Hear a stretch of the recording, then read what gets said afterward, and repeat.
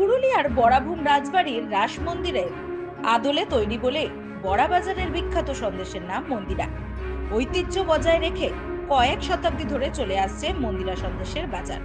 শুধুমাত্র বড়াবাজার নয়, এই সন্দেশের খ্যাতি জেলা ছাড়াও রাজ্যের বিভিন্ন প্রান্ত থেকে আসা মানুষজন, এমনকি অন্যান্য রাজ্য থেকে আসা মানুষজনও বাড়িতে নিয়ে যায় এই সন্দেশ।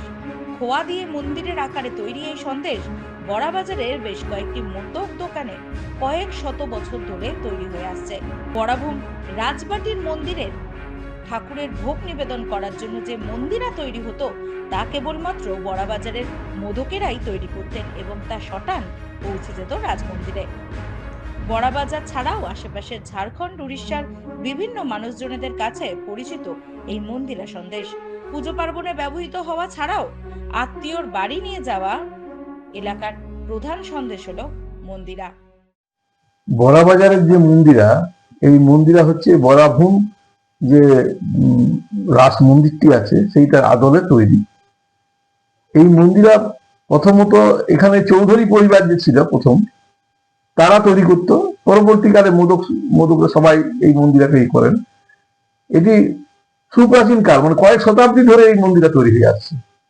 এবং এটা তখন বাংলা, বিহার, উড়িষ্যা যেটা ছিল একসাথে ছিল, তো সেই সমস্ত পরিবাররা যারা এখানে আসতেন, আসা যাওয়া ছিল, যোগাযোগ ব্যবস্থা ছিল, তারা সকলে এই মন্দিরা নিয়ে যেতেন এবং এটা একটা সংস্কৃতির একটা পরিচয় বহন করে। মন্দিরা নামটা আসার কারণ আমি ঠিক বলতে পারবো না,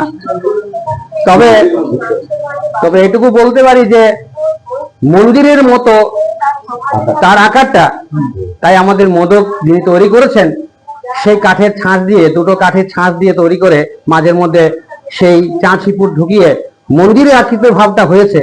সেখান থেকে আমাদের মন্দিরা ভাবটা নামটা এসেছে।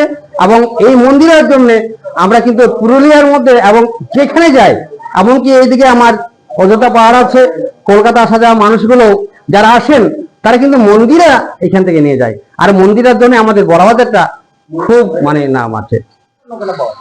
আমি তো নিজের বাল্যকাল থেকে যা দেখে আসছি, বড়াবাজার বাদ দিয়ে পুরুলিয়া জেলা কি পশ্চিমবঙ্গের অন্যত্র মন্দিরা কোথাও পাওয়া যায় নাই।